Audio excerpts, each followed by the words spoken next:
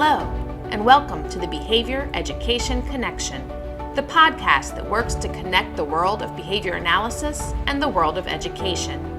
We focus on topics important to behavior analysts who work in the public schools and those who support them. Join us and spend time gaining insights and ideas as our host talks with fellow behavior analysts as well as other experts in the field.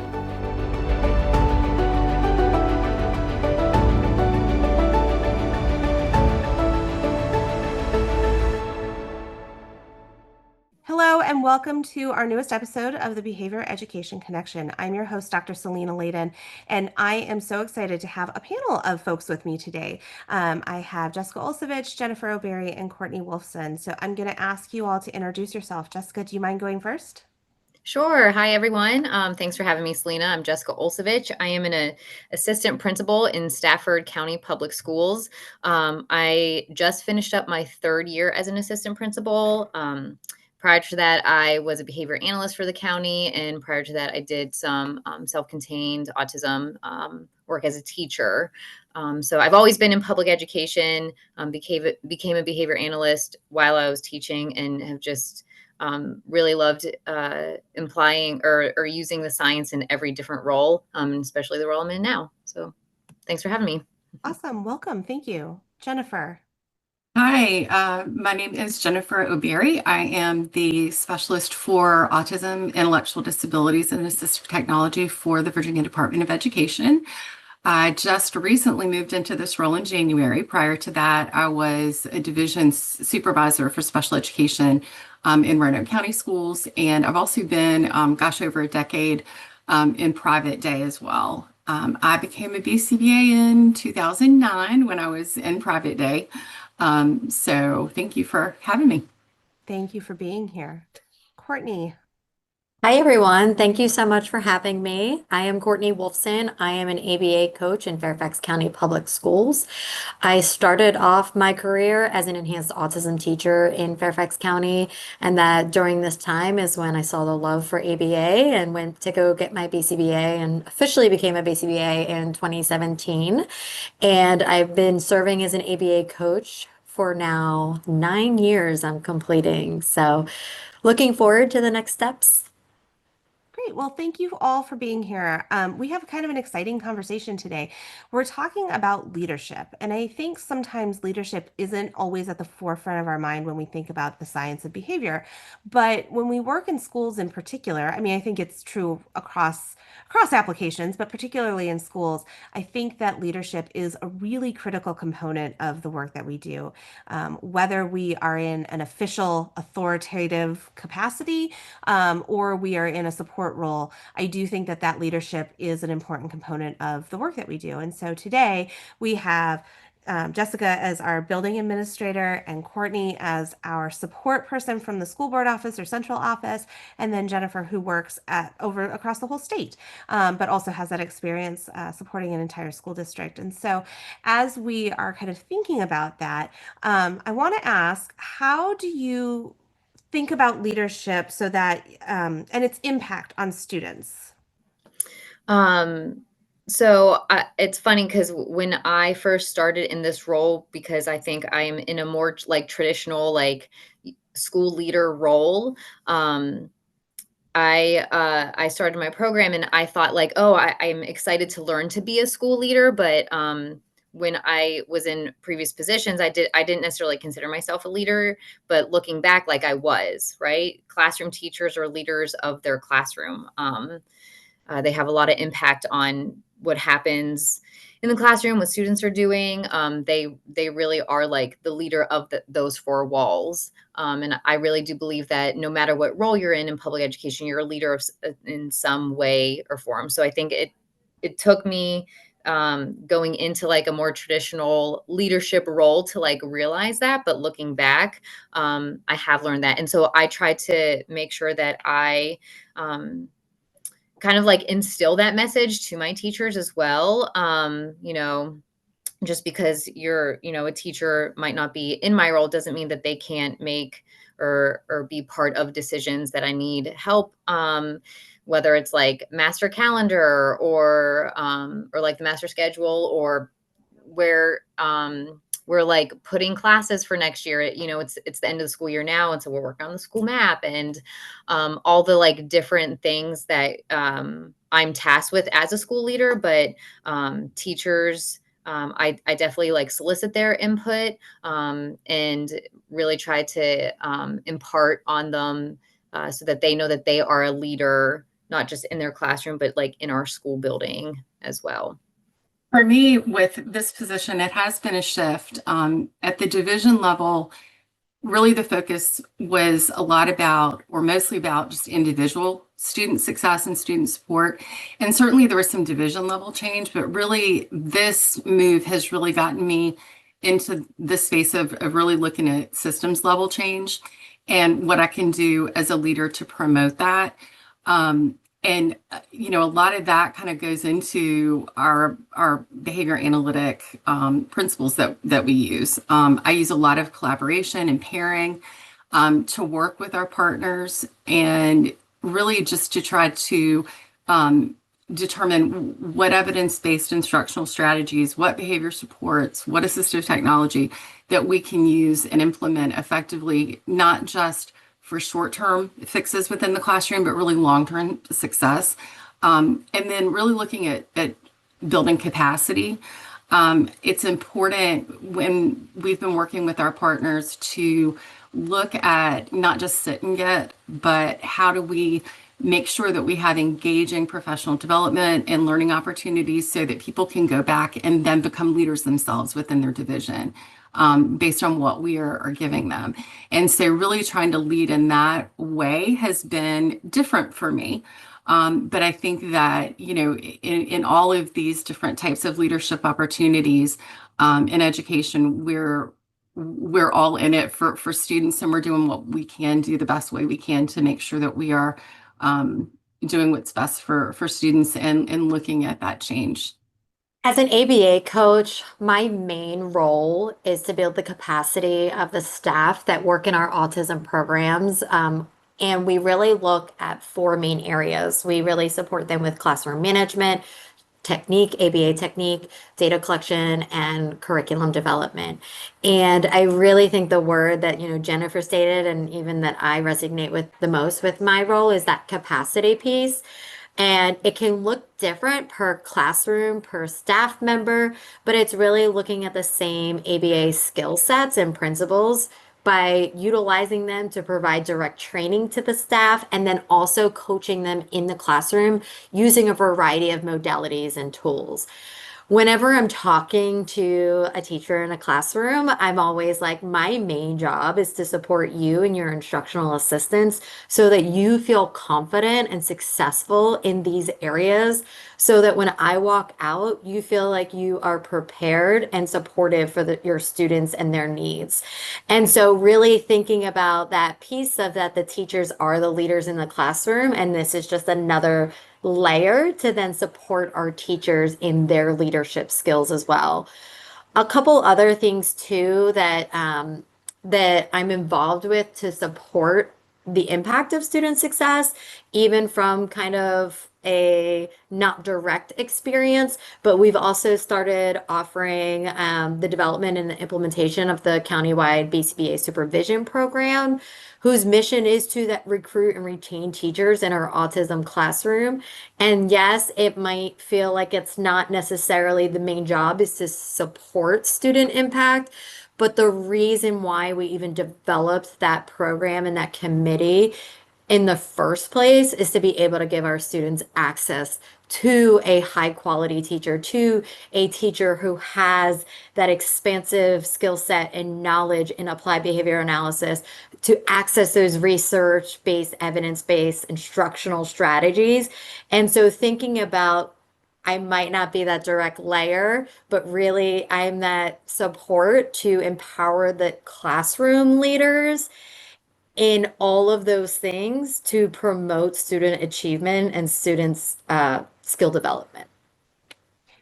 Awesome. So all of you kind of alluded to this, and I want to delve a little deeper into those ABA principles.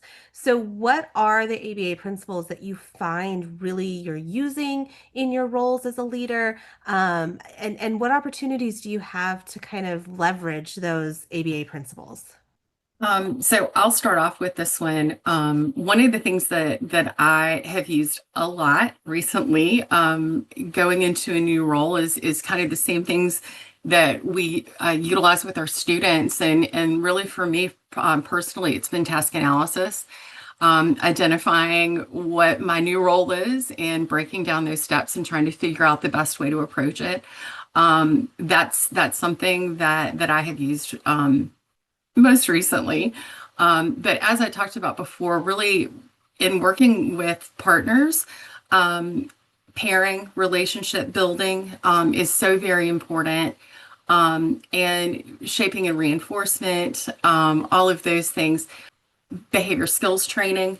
I talked about that before as well, not just utilizing a sit and get kind of method of professional development, but really making sure that our training kind of goes beyond theory to practical application, and if it's going to be meaningful in real world classrooms. But probably the most thing, and I think probably all of us would agree with this, is really data driven decision making. Even on the state level, the systems level, we look at the work that we do and is it meaningful for students? And so that can be working with any of our partners and projects that they do, and looking at scopes of work, and really deciding, is this an effort that we want to move forward, or if it's something that we want to go back on and say, okay, maybe that wasn't the best idea. Our data's not supporting that, so let's go in a different direction. But really just looking at guiding policy recommendations and refining the interventions based on that data so that we can continue to see improvement. So for me, I mean, we all use ABA principles, whether we know it or not, like all the time, right? That's science. But there's a lot that I use, especially in relationship building with the adults that I work with. There's a lot of pairing.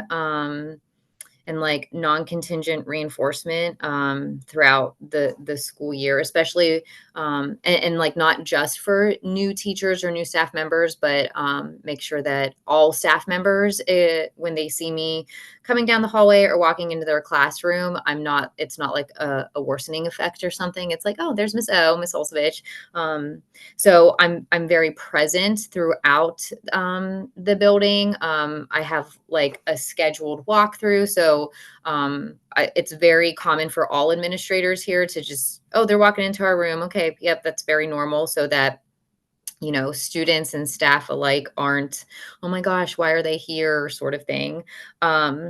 Really employing the 4-to-1 ratio and educating our staff on that, because that's how you build relationships, not just like between adults, but between adults and students. And, I always joke around like, hey, when I talk to staff about it, like, this came from a guy who studied marital relationships. So like use it with your spouse or your significant other, like it's not just applicable like in building relationships with a student or whatever.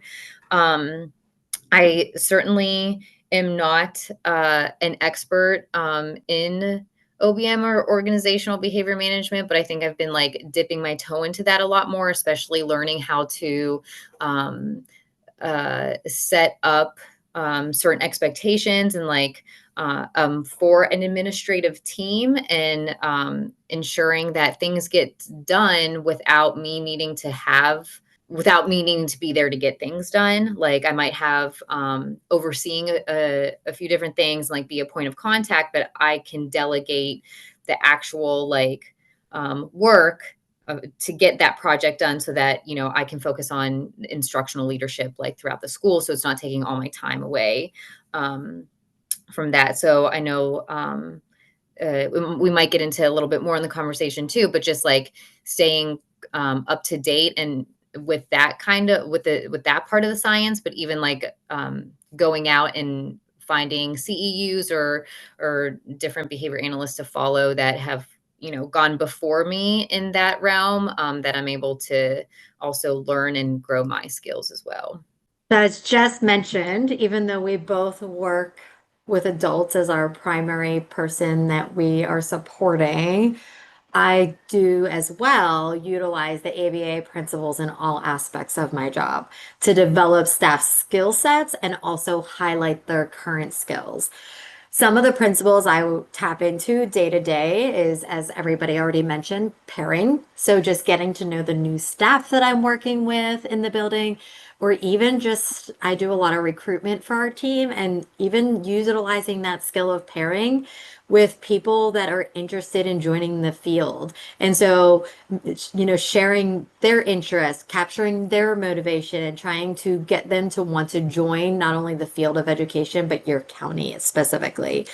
As far as like my main coaching responsibility, of course, using BST, modeling, role play, feedback, prompting, breaking skills down in task analysis, and then, of course, then analyzing their growth through data collection. So coming back after visit to see, is that skill still demonstrated? Do I need to break it down further? Is it mastered? Can we move on to something else? So again, utilizing those same principles that we utilize with children to kind of look at like, how can we build other adult skill sets as well? And then, of course, my favorite one, reinforcement, right? Like we can't forget about reinforcement, but not just in the moment. So whenever I'm on my visits, I, of course, love to recognize and reinforce the things that I'm seeing, but also through follow-up emails, written communication, chats with administration, so that not only the staff that are demonstrating the skills hear that they're doing a great job in those with behavior specific praise, but for also their administration to hear that as well, so that they can also see that trickle down effect and how that impacts the students. And then even so much, I know our county has like an award system that you can submit on behalf of a person. And so I've done that for some teachers as well to recognize and highlight the fantastic staff that we have in our program. And then the last thing I like to think about is just consistency. It's what I like to call show up and follow up. Just recognizing and being know that these behavior analytic principles, such as consistency and fidelity of our practices, is where we're going to see the most behavior change. So whether you're looking at student programming and working with a staff with a specific student, or really also supporting the adults that you're leading and helping them learn, that show up and follow up can really make that big overarching impact on the development of staff or students that we serve. Yeah, and I think you all bring up a really important point is that even though in your roles you all tend to have more interaction with the adults supporting students, um, the science of behavior is applicable to adults just as it is to kids. And in fact, I would argue even more so in a lot of cases. And the things that we do with kids are a lot of the same things. While it may look a little different with adults, the basic principles really are the same. Things like reinforcement, expectations, understanding the context, understanding the environment, antecedent-based interventions, right? All of these things are things that we do with kids, but they are good for adults too. And so sometimes I think our school-based BCBAs are a little hesitant to even call themselves a leader, but a lot of the skills that I think you need to be a good leader really do come from a lot of our behavior analytic practices and the science, right? So as we think about that, I know Jessica kind of mentioned this, and so I want to go back to this idea of growing your own skills. And so how do you think about, I'll be honest, I did not come out of my program being like, yep, I can go lead a school. I know what to do now. I can go lead a school district. Those skills had to grow over time. And so, how do you all think about your own professional growth? Yeah, so especially in a maybe less traditional, like ABA straight track, like going into school administration, I feel like I have taken it on myself to grow my own skills in that way. Um, I guess I wrote down like three things. And the last one I wrote down is probably the first one I need to say because it's like the underlying, and I just wrote down FAPSPAN with like exclamation points. I really think like staying like this network has been so helpful for me to like staying rooted in the science, and especially like it's so applicable to like what's going on in public education. There's a lot of really cool CEUs outside of public education. And I know like the first time I went to ABA a few years ago during the pandemic, like one of the sessions I went to was like dog training and like dog anxiety is like, because I have dogs and I like dogs, but like that wasn't necessarily applicable to like what I do on a daily basis. So I think it's like kind of twofold. Like VAPSPAN is very helpful for keeping me rooted in the science in public education. And then I'm just interested in certain things and how the world works, and always taking a behavior analytic lens. So like when I see something that maybe piques my interest, maybe it's not applicable, but I'm going to jump in and learn a little bit more about it, because it's just going to grow my skill set, or just my curiosity and my vernacular. But VAPSPAN has really helped me through two different ways, like podcasts, first of all, right? Like we're on a podcast right now.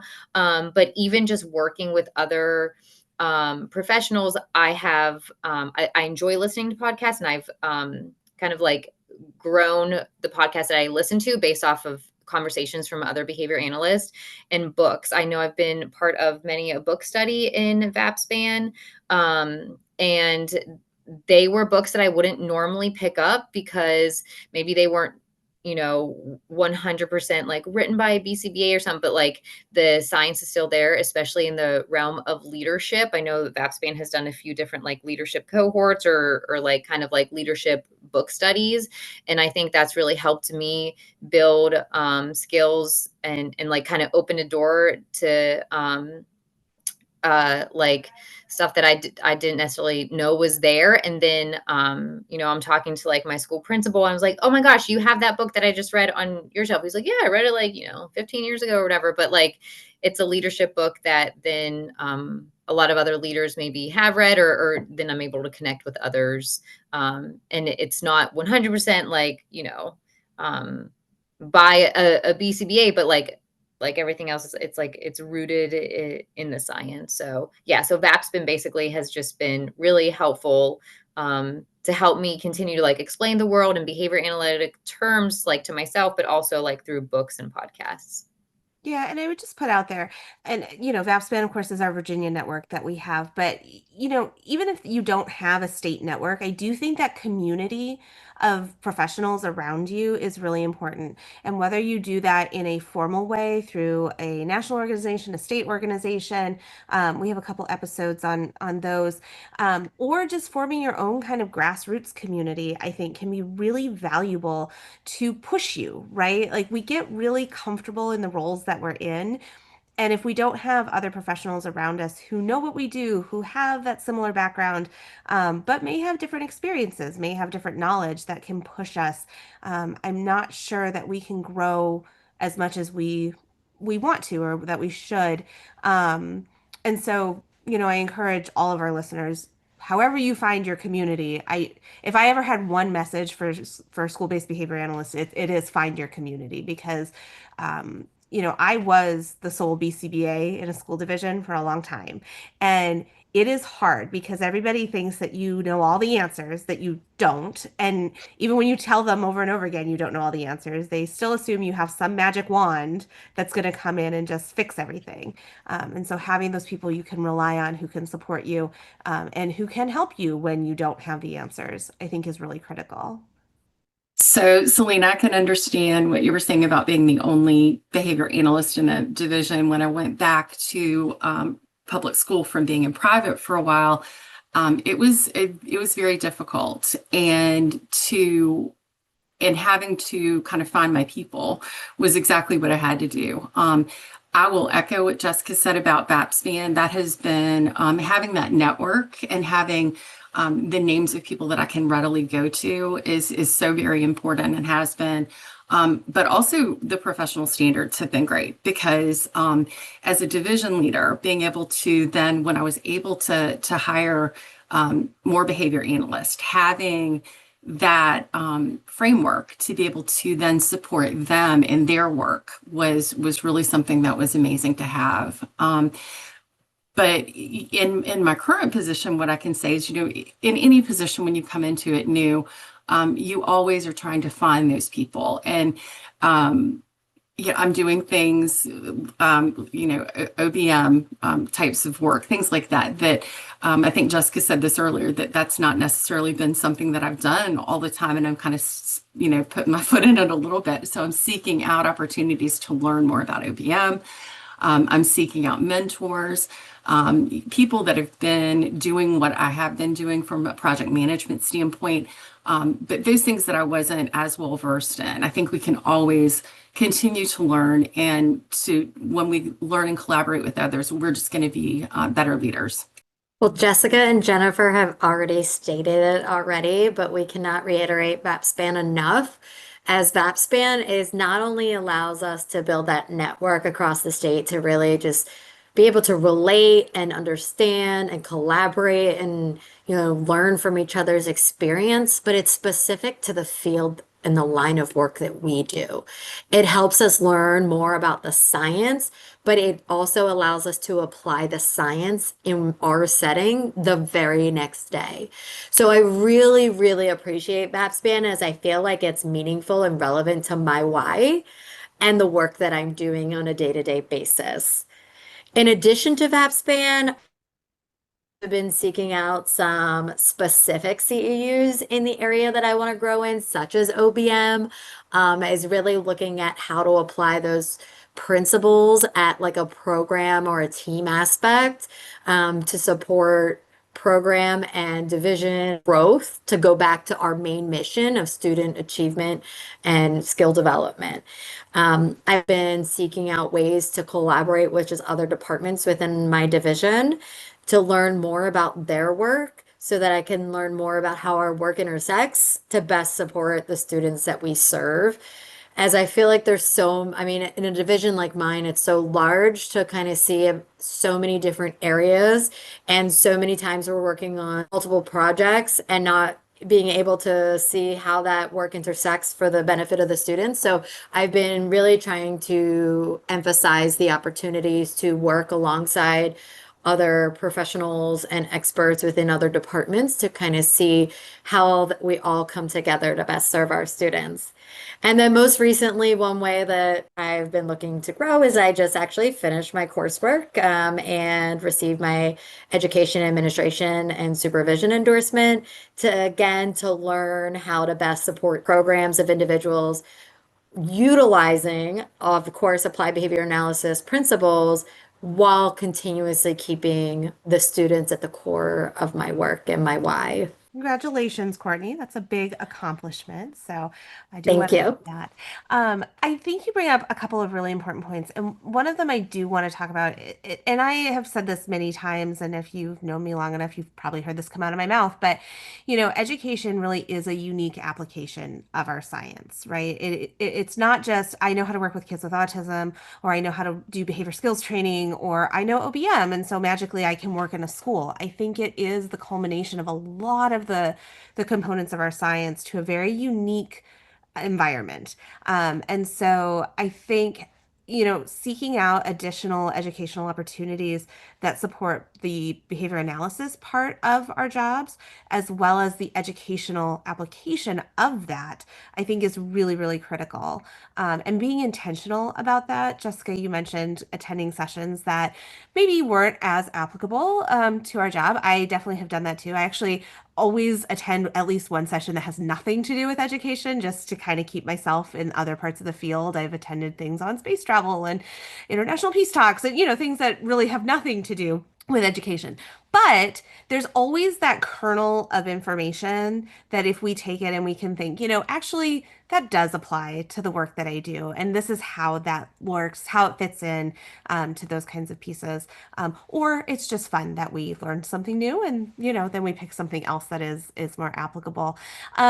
So you all talked about how you make sure that you're growing as a leader and in your field, but how do you then, because I always think it's really important to reach back, right? Like, how do you support other people to grow and grow in their field, grow as a leader, grow into however they want to grow as a professional? What kinds of things do you do to support others?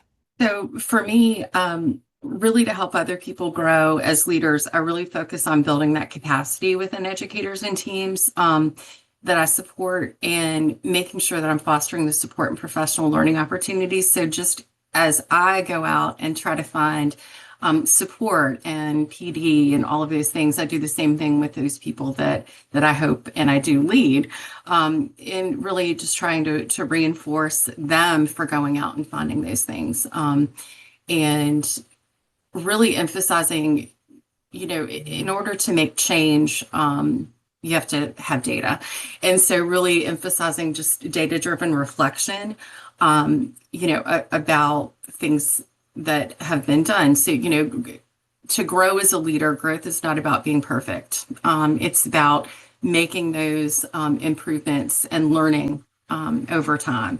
And so I think, just really that self-reflection, and helping others to do that self-reflection based on that data, is how I try to move that forward. I know I like to try to model what I expect from other people. So, and I know we like just kind of talked about that. In working with teachers who maybe don't know anything about the science or have not been like previously exposed to ABA, or even who maybe are on the other side, and not like the other side, but they've gotten used to doing things one way and they've gotten comfortable with that, but like maybe that's not the most efficient and effective and ethical way to do things. So in working with those teachers, yes, I'm going to model, obviously. But I think sometimes what I've learned over the past 3 years is I don't need to convince them about the science, or I don't need to convince them that like someone's right, someone's wrong.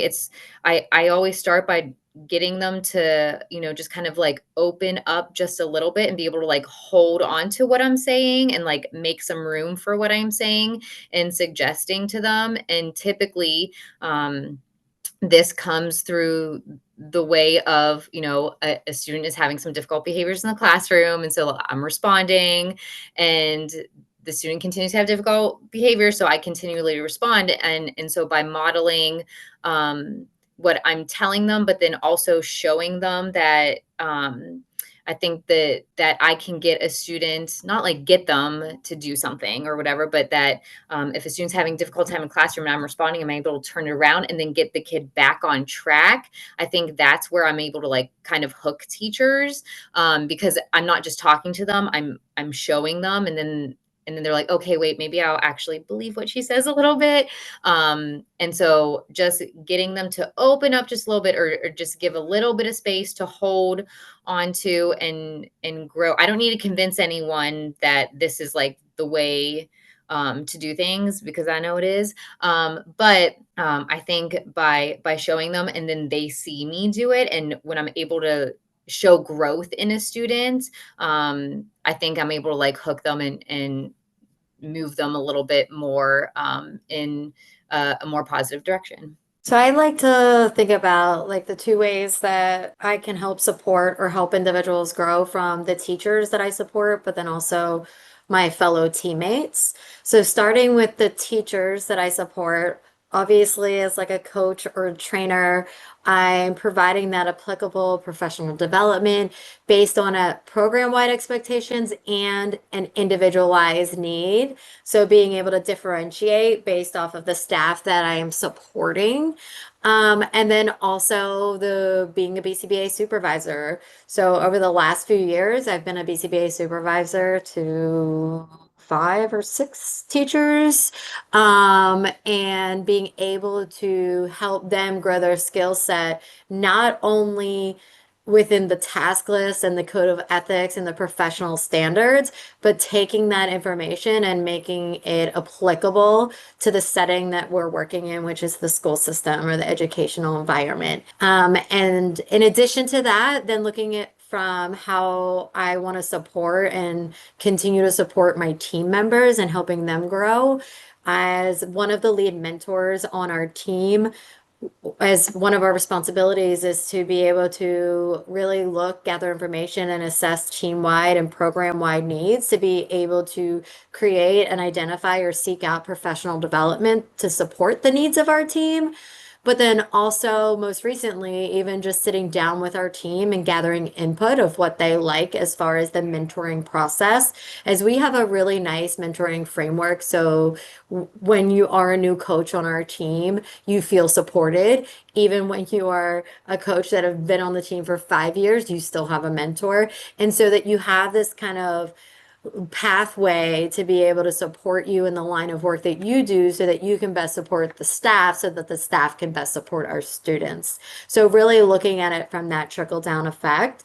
And so recently we actually sat down with our team to gather additional input of what do they like about that process? What would they like to see more of in the upcoming years? So really thinking about also that self-reflection process I am constantly engaging in as I want to value the work that I do, but I also realize that there's going to be times that we may need to take shifts or make changes based off of the people that we are supporting. And so I think that self-reflection and evaluation process is extremely important when you're working with others and supporting them in growing their own skill sets to then best serve others, or whether you're supporting teachers to best serve the students. You all brought up a lot of really important points, and there's a couple that I really want to highlight. I do agree. I think modeling is really critical. And when you all were talking about how you grow and force yourself to, expand your skills and your knowledge, I think even modeling that is really good for those that we lead and that we support, because it is an acknowledgement that not everybody knows everything. No one knows everything. I'm the leader, but I still have to learn things too. And doing that in a collaborative and collegial way, I think is really a nice way to help other people hopefully make better choices or good choices about their own personal growth as well. But one of the things, none of you actually outright said this, but you all kind of alluded to it, is creating an environment where people are able to take risk. So it's that idea of safe risk, so to speak. Like, I'm asking you to do something new, and I know it's going to be really hard for you, but I'm here to support you. There's layers of support, as Courtney alluded to, but it's okay if we take a risk and it doesn't work out perfectly.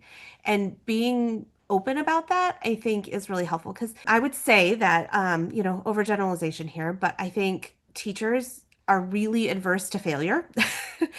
They don't want to do the wrong thing. They tend to be overachievers. And I think BCBAs are even more so worried to fail. And if we don't set up an environment where it's okay to experience a little bit of adversity as we try to grow, we're going to basically force people to not grow in their roles, because there's too much punishment attached to that, obviously.